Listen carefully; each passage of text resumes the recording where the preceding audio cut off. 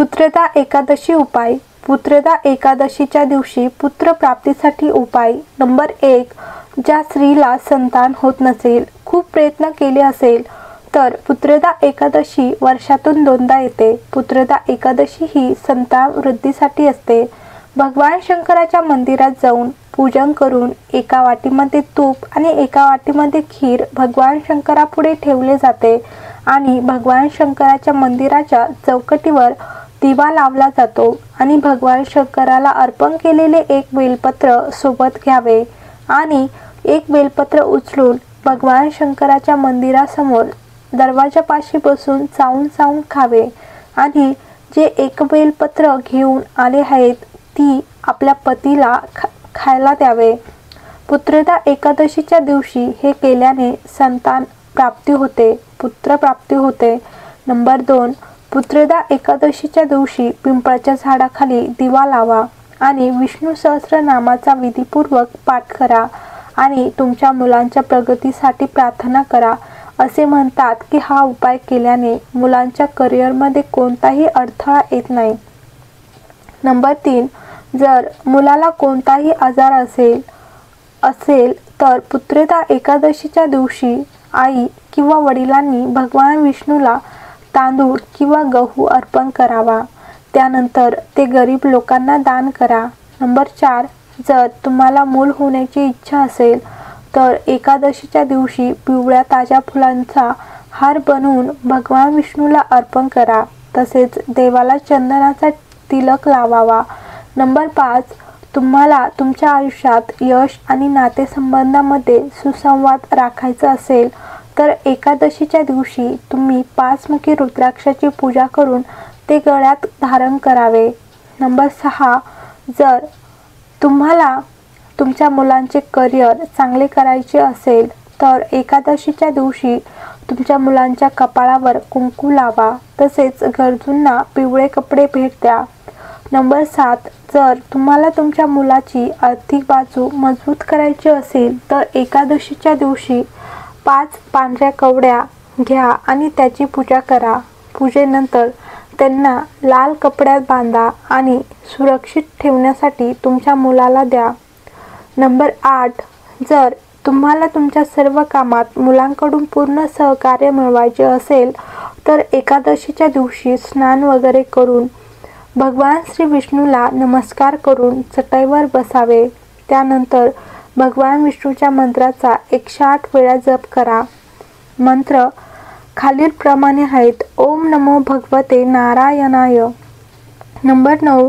जर तुमच्या मुलाला शैक्षणिक क्षेत्रात विशेष यश मिळवायचे असेल तर यश मिळवण्यासाठी एकादशीच्या दिवशी स्नान वगैरे करून भगवान विष्णूची यथायोग्य पूजा करा आणि पूजेच्या वेळी विद्यायंत्राची स्थापना करा. पूजेनंतर ते यंत्र उचलून तुमच्या मुलांच्या अभ्यासाच्या खोलीत स्थापित करा. नंबर 10. जर तुम्हाला तुमच्या मुलाची प्रगती पाहिजे असेल आणि त्यांच्या आयुष्यात येणारे सर्व अडथळे दूर करायचे असतील तर एकादशीच्या दिवशी भगवान विष्णूला लोणी आणि साखरेचा प्रसाद द्या. तसेच त्यांच्यासमोर हलकी चंदनाची सुगंधी अगरबत्ती लावून त्यांचा आशीर्वाद घ्यावा. नंबर 11.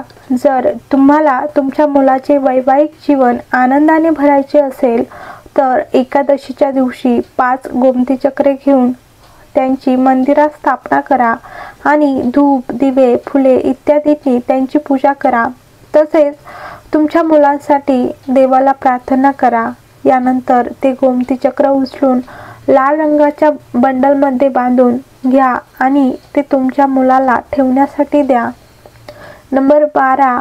जर तुम्हाला तुमच्या मुलाचे सुख आणि सौभाग्य वाढवायचे असेल तर एकादशीच्या दिवशी भगवान विष्णूला चंदनाचा तिलक लावावा. तसेच सिद्ध झालेले गुडलक भिसायंत्र घ्या आणि ते तुमच्या मुलाला द्या किंवा घराच्या मंदिरात ठेवा. नंबर 13. जर तुमच्या मुलांना बरे नसेल तर तुमच्या मुलांच्या आरोग्यासाठी एकादशीच्या दिवशी अख्खी हळद घेऊन पाण्याने बारीक करून श्रीहरीचे नामस्मरण करा आणि मुलाच्या कपाळावर ग्राउंड हळद लावा आणि जोपर्यंत तुमच्या मुलाची तब्येत सुधारत नाही तोपर्यंत ती रोज लावत राहा.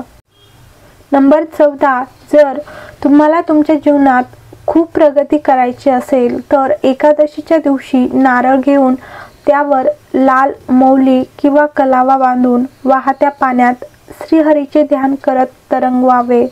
नंबर 15, संपत्ती मिळवायची असेल तर पुत्रदा एकादशीच्या दिवशी सकाळी स्नान करावे. यानंतर भगवान विष्णू आणि देवी लक्ष्मीची खऱ्या मनाने पूजा करा. आता लाल कपड्यात 5 कवड्या बांधून भगवान विष्णूला अर्पण करा. काही वेळानंतर पैशाच्या ठिकाणी किंवा तिजोरीत ठेवा. असे मानले जाते की असे केल्याने व्यक्तीला कधीही पैशाची कमतरता भासत नाही आणि आर्थिक लाभ होण्याची शक्यता असते. नंबर 16, पुत्रदा एकादशीला भगवान विष्णूंना प्रसन्न करायचे असेल तर स्नान आणि ध्यानानंतर विधीपूर्वक भगवान विष्णूची पूजा करा. यावेळी कच्च्या दुधात तुळस आणि केसर मिसळून भगवान विष्णूला अभिषेक करावा. ही वृत्ती केल्याने श्रीहरी प्रसन्न होतात आणि सर्व वाईट गोष्टी दूर होतात. याशिवाय आर्थिक संकटातही सुधारणा होते. पुत्रदा एकादशीच्या दिवशी पती पत्नीने तुळशीच्या रोपाची पूजा करावी. तसेच रोपावर कलावा बांधावा. यावेळी वैवाहिक जीवनात सुख आणि शांती मिळावी यासाठी प्रार्थना करा. असे मानले जाते की ह्यामुळे वैवाहिक जीवनात आनंद येतो. ह्याशिवाय 16 अलंकाराच्या वस्तू तुळशी मातेला अर्पण कराव्यात. असे केल्याने वैवाहिक जीवनात फायदा होऊ शकतो. हर हर महादेव. श्री शिवाय नमस्तुभ्यम. तर तुम्हाला व्हिडिओ आवडला असेल तर लाईक करा, कमेंट करा आणि चॅनलवर नवीन असाल तर सबस्क्राईब करा.